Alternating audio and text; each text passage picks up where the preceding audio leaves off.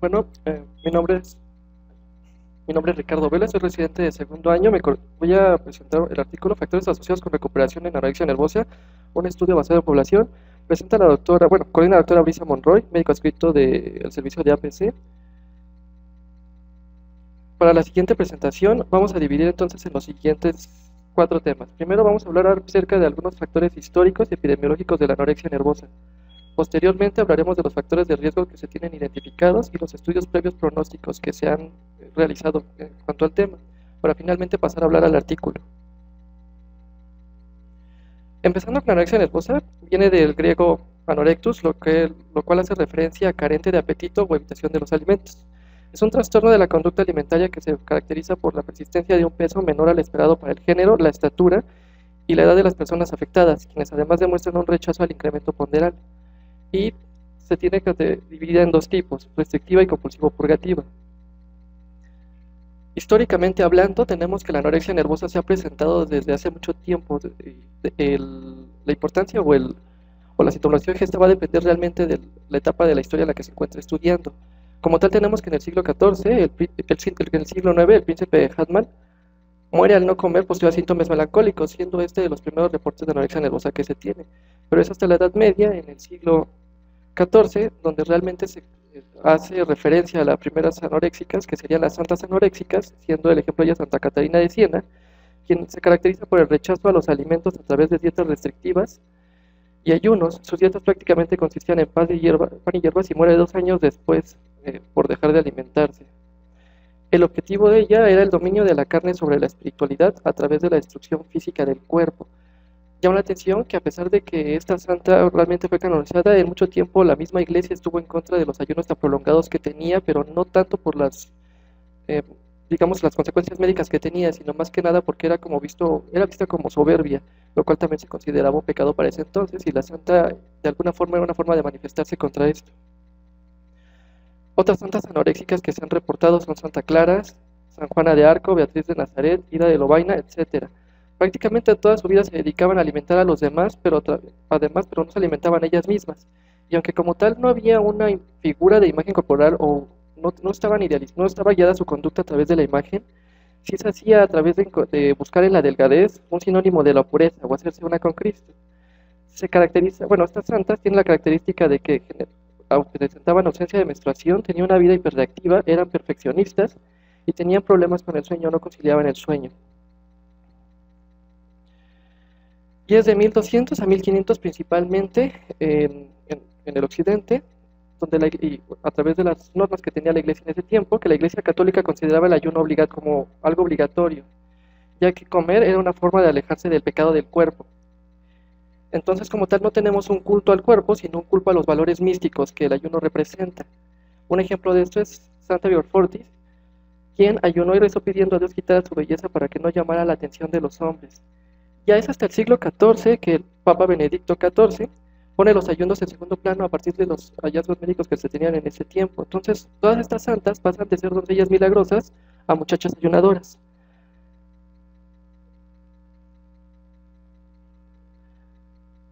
Ya en 1698, Richard Morton realiza la primera descripción clínica de 2 pacientes con anorexia nervosa llamada contusión nervosa.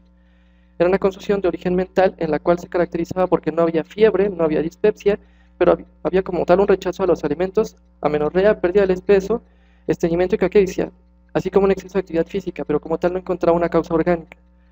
Describía como la causa las violentas pasiones de la mente, la vida desordenada y el aire malsano como las causas de este mal. Ya en 1873, Lassagne y Gould hacen como las primeras descripciones de la anorexia nervosa a través de 2 perspectivas completamente distintas. Lassagne basa como el origen de la anorexia en la histeria, llamándola esta anorexia histérica, que es una entidad clínica que reúne las características de un estado de inanición grave en mujeres jóvenes y la cual divide en 3 estadios. El último estadio se caracteriza por la presencia de amenorrea. Por lo tanto, Gould le da un enfoque más biológico, mencionando que se sustenta esto en la disfunción de la inervación gástrica.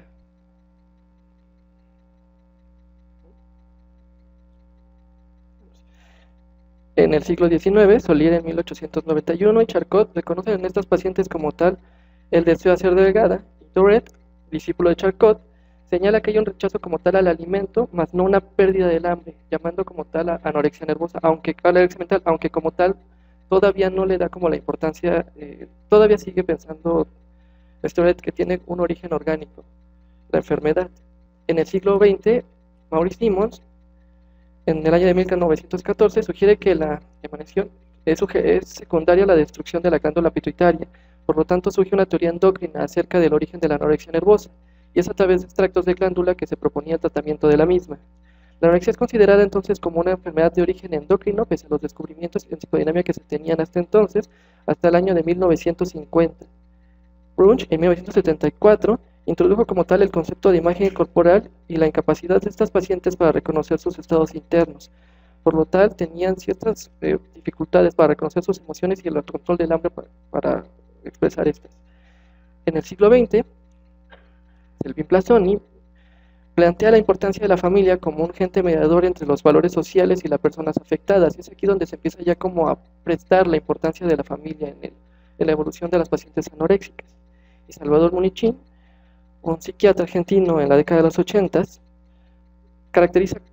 describe 4 características principales en las familias de las pacientes con anorexia nervosa, principalmente el agropiamiento, la rigidez, la sobreprotección y la evitación de conflictos. Es hasta 1982 que Russell junta todas las hipótesis que se tenían hasta entonces de la anorexia nervosa y establece el modelo que se tiene vigente hasta el momento de esta enfermedad, y la cual se aplica actualmente en las clasificaciones internacionales. Epidemiológicamente tenemos que la prevalencia en el mundo en los países occidentales, que es donde principalmente se empezó a estudiar la anorexia, que es del 0.3%, y la prevalencia mundial va del 0.5% al 3.5%. La incidencia mundial es de 8 por cada 100.000 habitantes, siendo el 95% de ellas mujeres de 10 a 30 años, aunque realmente se ha visto, o se ha estado viendo que la presencia de la anorexia nervosa es cada vez a edades más tempranas, describiéndose en edades de hasta 7 a 8 años, con una mortalidad mundial que va del 5.9% al 18%. En la encuesta nacional de epidemiología psiquiátrica aplicada en el 2006 en México, como tal, se hace una descripción de el porcentaje de la prevalencia total de personas con un trastorno de la conducta alimentaria, aunque como tal no clasifican de cuál es bulimia nervosa y cuál es anorexia nervosa, encontrándose que 2.8% de las mujeres estudiadas y 0.9% de los hombres eran un posible caso de alteraciones en la conducta alimentaria, aunque digo, incluye todos, no como tal específicamente anorexia. Y el 0.5% de las adolescentes cumplen con criterios de anorexia nervosa a lo largo de su vida, en algún momento. Como tal, los factores de riesgo que se han estudiado para anorexia nervosa han sido varios. Existen más de 30 variables reportadas como posibles factores de riesgo para este trastorno, dividiéndose principalmente en biológicos y psicosociales. Entre los factores de riesgo psicosociales encontramos el género, siendo uno de los factores de riesgo más fuertes y con mayor fuerza reportada en los estudios, ya que 10 mujeres van a presentarlo por cada hombre. La etnia, aunque como tal, principalmente se pensó que la caucásica sería un factor de riesgo, actualmente no se considera como que sea un factor de riesgo que tenga la misma fuerza. Esto debido a la aculturación y la industrialización, por lo tanto también ya se puede encontrar en otros lugares donde anteriormente no se tenía el reporte de la enfermedad. La edad es también otro factor de riesgo, siendo la infancia o la adolescencia tardía un factor importante de riesgo asociado con la anorexia nervosa. La orientación sexual, principalmente en hombres homosexuales, no se reporta como lo mismo en las mujeres homosexuales. La preocupación por la imagen corporal y la presencia de dietas, algunas emociones negativas o antecedentes de enfermedades premórbidos en las pacientes, como son los trastornos de ansiedad, como el TOC o la fobia social, o el trastorno depresivo, principalmente entre los trastornos afectivos estudiados. El abuso sexual, el antecedente de obesidad infantil, una alimentación en la infancia que se caracteriza por pica, caprichos, no comer, alteraciones gastrointestinales, alteraciones en la dinámica familiar, los estilos de apego que se generen, antecedentes psiquiátricos familiares, familiares con trastornos de la conducta alimentaria, una baja autoestima, un autoconcepto negativo, el perfeccionismo y en algunos atletas en donde el físico es importante para el desempeño. Biológicamente tenemos que se ha descrito como una enfermedad poligenética y aunque como tal no se puede asociar específicamente a factores genéticos, se ha propuesto una teoría en donde es la acumulación de diversos genes más los factores adversos que se encuentran en los pacientes los que van a desarrollar un trastorno de la conducta alimentaria, estudiándose principalmente los polimorfismos en el gen 1478GA. Alteraciones neurobiológicas, lo que se ha visto es principalmente las alteraciones en la actividad serotoninérgica. Entonces, en este estudio, en donde se trató de evaluar todos los factores de riesgo que se tenían descritos para desarrollar un trastorno de la conducta alimentaria como tal, y se le trata de dar el potencial de riesgo que tienen a lo largo de la vida, tenemos que, empezando desde el nacimiento, uno de los factores de riesgo con mayor fuerza es el ser mujer. Posteriormente, vemos cómo las alteraciones gastrointestinales, la pica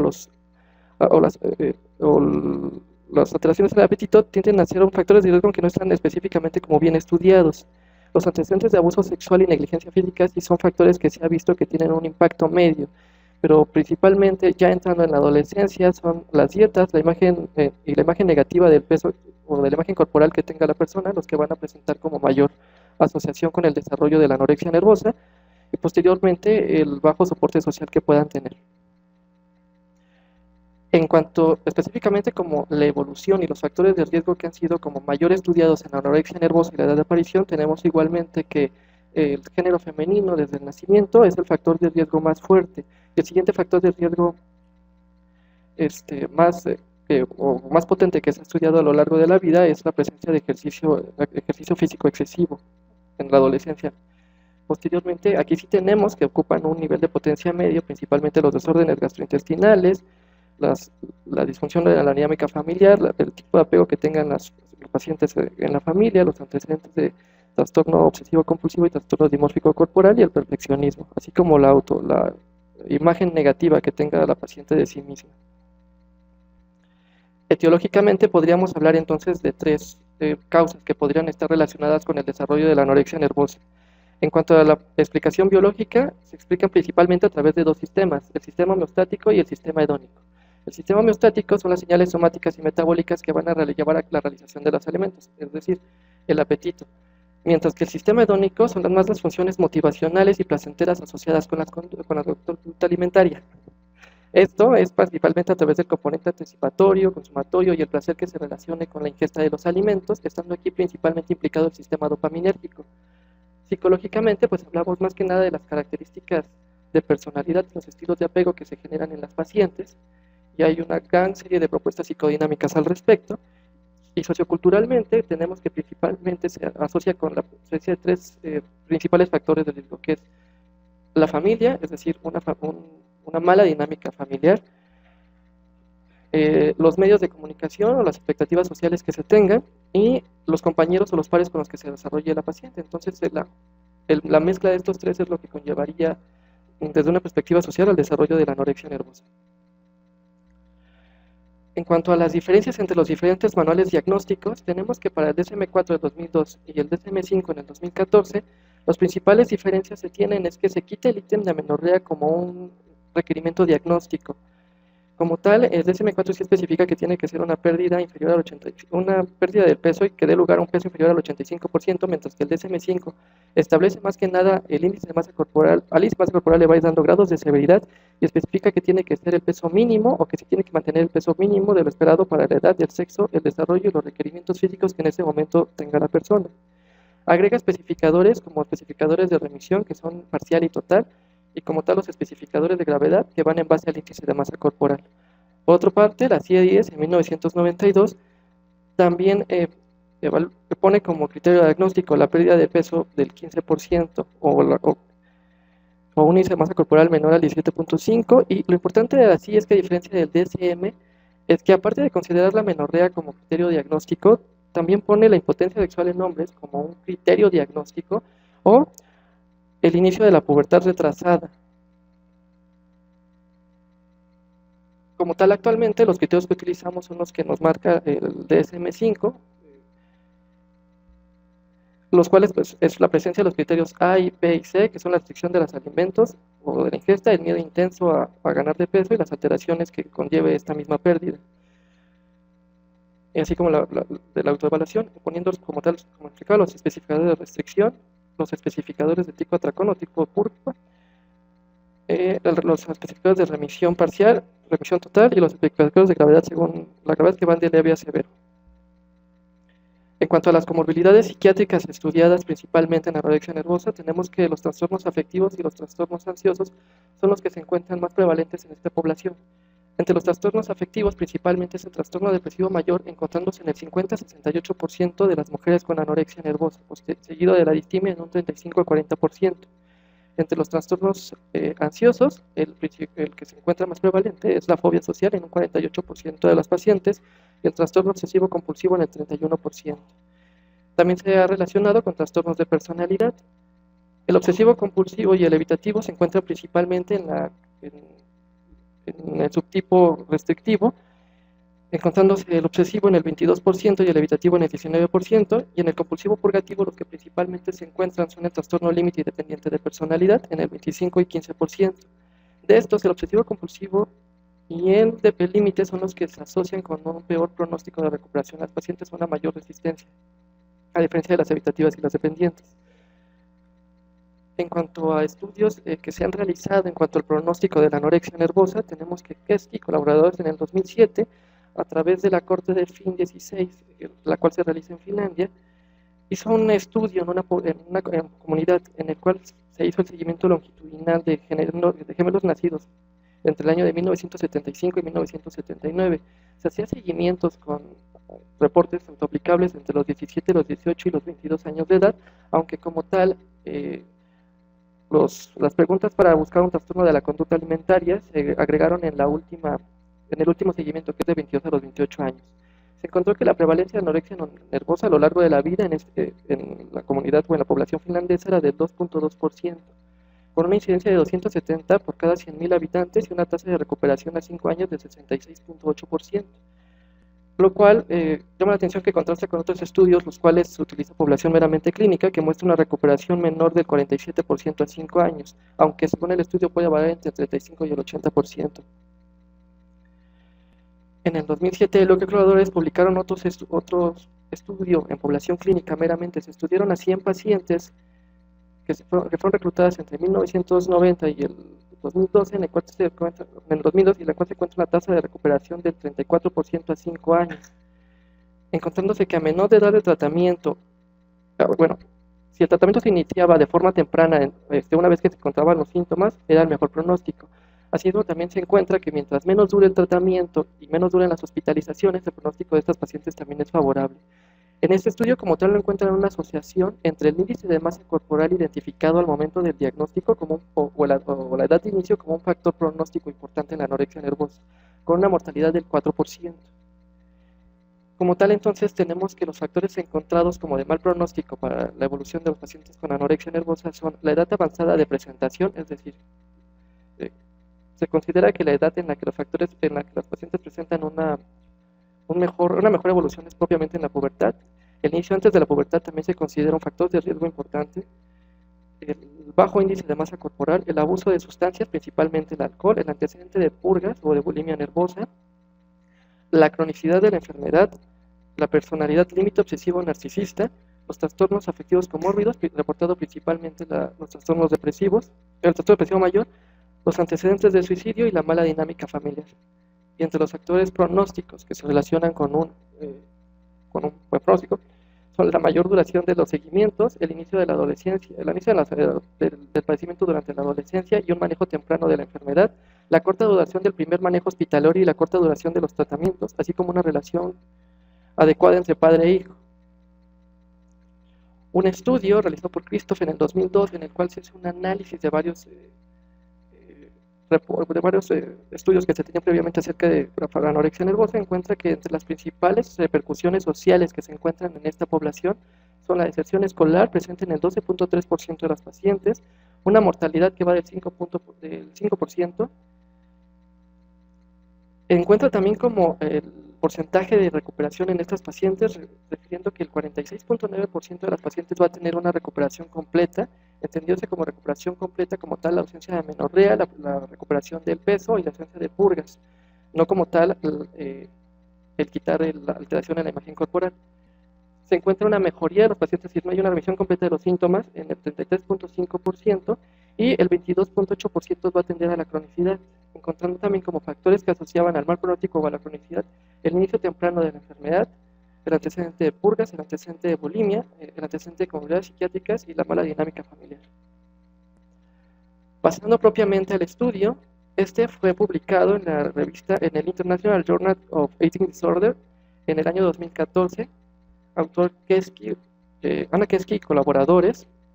la cual tiene un factor de impacto de 3.12%. El objetivo del estudio es comprobar si los factores pronósticos identificados en una población tratada pueden ser replicados en un entorno basado en una población no clínica, entendiéndose que es el primer estudio realizado en este tipo de población. La metodología es un estudio de corte retrospectivo observacional a través de la corte de Finn. La corte de Finn es una corte finlandesa en la cual se estudian, tiene un reporte de todos los gemelos nacidos entre 1975 y 1979 en Finlandia, así como la relación que tienen con sus familias. Hace 3 cortes a los 17, 18 y 22 a 28 años de edad mientras cuestionarios autoaplicables. La intención de la corte de Finn es estudiar padecimientos crónicos, no como tal específicamente trastornos psiquiátricos. En este estudio, como mencionar, se utiliza la población cuando tenían entre los 22 a las 20, bueno, la corte de 22 a 28 años, a través de cuestionarios de autorreporte en la cual se agregan ya como tal la presencia de síntomas que puedan evaluar un trastorno alimentario. Se evalúa principalmente en esta primera etapa a todos los participantes la altura, el comportamiento del peso, el peso actual, la talla actual, el peso máximo, el peso mínimo, el peso idealizado, la evaluación de la imagen corporal a través de 3 subescalas del Eating Disorder Inventory, la relación que tienen con la familia, la edad de inicio la edad en que se reportó el primer síntoma y los factores sociodemográficos de la población. Posteriormente, todos los casos de tamizaje que resultaran positivos a un trastorno de conducta alimentaria fueron agregados a una segunda etapa, en el cual ya se hacía una entrevista estructurada por medio telefónico, en el cual 5 clínicos que eran previamente capacitados para la aplicación del SCIT en base a los criterios del CM4 hacían las entrevistas a estos pacientes y eran asesorados todo el tiempo por algún experto cada que había una duda diagnóstica. Como tal, esta parte del estudio se encargó más que nada de estudiar la evolución de la enfermedad, la edad de aparición y remisión de los síntomas tanto de anorexia nervosa como trastornos por atracón y bulimia nervosa, la estabilidad temporal de los diferentes diagnósticos y las comorbilidades psiquiátricas que se pudieran haber encontrado en estos pacientes. Se entiende como recuperación la presencia de menstruación, la recuperación del peso y ausencia de atracones o purgas al menos un año antes de que se haya realizado esta entrevista. Entonces, como tal, tenemos cómo fue dividiéndose el estudio. Tenemos la primera corte, que es el registro total de pacientes que se tuvo entre el año de 1976. Posteriormente se van aplicando varios cuestionarios, pero tenemos que aquí prácticamente los que entran a la primera etapa de tamizaje es cuando ya se encontraba en la corte de 22 a 27 años de edad. El 88% de la corte original fue la participante. Posteriormente, como mencionaba, se encontraron 292 mujeres que resultaban con un tamizaje positivo para un trastorno de la conducta alimentaria y se agregaron a este estudio 146 pacientes que eran los gemelos de las pacientes que resultaban con un tamizaje positivo, y aparte se utilizó otra muestra de 210 pacientes que habían sido negativas en el tamizaje y que fueron seleccionadas al azar. De este total de población, lo que encontramos es de que se pudo hacer el diagnóstico como tal de anorexia nervosa en 55 mujeres, con una recuperación en 39 mujeres y persisten los síntomas solamente en 16 de ellas. El análisis estadístico se utiliza para las variables continuas, se analizó utilizando la T-Student de 2 colas y prueba de Chi-cuadra para las variables cualitativas. Se incrementó el valor de alfa 10 para evitar un error de tipo 2 y todas las variables significativas, es decir, que mientras más se alejaban de la corte de punto 1, se introdujeron a modelos de regresión que contrastaban los casos que persistían con la anorexia nervosa contra los casos de pacientes recuperados. Para las variables independientes, en donde la relación, posiblemente como evolucionando la temporalidad de los diferentes factores de riesgo asociados, Para las variables que eran ambiguas no se tenía como tal no era como muy claro si precedían a la aparición de anorexia nervosa, se utilizaron modelos de regresión logística. Y para evaluar la progresión longitudinal de los diferentes factores pronósticos que preceden a la aparición de la anorexia nervosa, se utilizó un modelo de riesgo proporcional de Cox. Como tal, en los resultados, lo que tenemos que dentro de las características demográficas de la muestra, se encontró que el hecho de estar desempleadas o no tener como tal una pareja era un factor de riesgo que se asociaba con la no recuperación, encontrándose principalmente lo que sería, bueno, en cuanto al impacto que se le da es prácticamente el desempleo el que tiene como un impacto medio y tiene como mayor impacto la presencia de una vida conyugal. En cuanto a las características sintomáticas de las pacientes recuperadas frente a las pacientes no recuperadas, las que se tienen principalmente son que se encontró la presencia, bueno, como un factor realmente de riesgo, la presencia de trastorno depresivo mayor o el antecedente de sintomatología depresiva premórbida, así como ciertas características perfeccionistas en la personalidad de los pacientes y una pobre relación con sus padres. Posteriormente lo que se hizo fue que todos estos factores de riesgo se les trató de establecer una relación longitudinal para evaluar realmente qué tanto factor podían tener o qué tanto impacto podrían tener en el desarrollo de la anorexia nervosa y la recuperación. Se encontró prácticamente que el único factor de riesgo que sí se encontraba como el único factor de riesgo importante, estadísticamente significativo en la muestra, era la presencia de sintomatología depresiva premórbida. Eso hacía también más vulnerable a las pacientes a que tuvieran síntomas depresivos a lo largo de la evolución y fue el único factor como tal de estos que se pudo establecer una temporalidad con la misma anorexia y que esta temporalidad tuviera como tal un factor pronóstico negativo. Todos los demás realmente no tienen un valor estadísticamente significativo ya viéndolo desde el punto de vista longitudinal.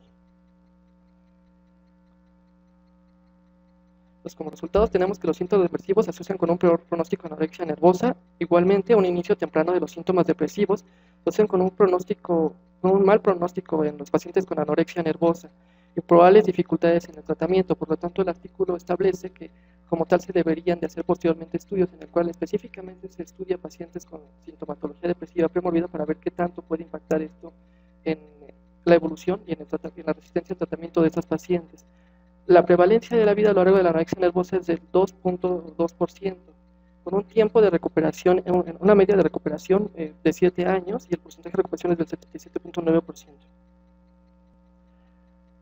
Como tal, el estudio tiene varias limitaciones. La entrevista, bueno, para empezar, está exceso del informe, ya que la entrevista se realizó todo el tiempo a través del teléfono. Para tratar de digamos que darle un poco más de soporte, un poco más de fuerza al estudio, lo que posteriormente se hizo fue citar a todas las pacientes con diagnóstico de anorexia nervosa y se les empezó a hacer la entrevista, pero ya de una forma más dirigida por un clínico capacitado. Y lo que se vio realmente es que las variables o el reporte de los datos no variaba mucho entre las entrevistas telefónicas y las entrevistas que se habían hecho personalmente. Por lo tanto, se considera que la información obtenida era confiable y con eso tratan de evitar este sesgo. Otra es que la población captada de pacientes con anorexia nervosa es muy pequeña, entonces esto también podría presentar un sesgo importante y bueno, que las variables se miden de forma retrospectiva, entonces realmente pues no podemos tener a ciencia cierta la edad en que empezaron todos los síntomas, nos basamos prácticamente en lo que es documentado por las pacientes.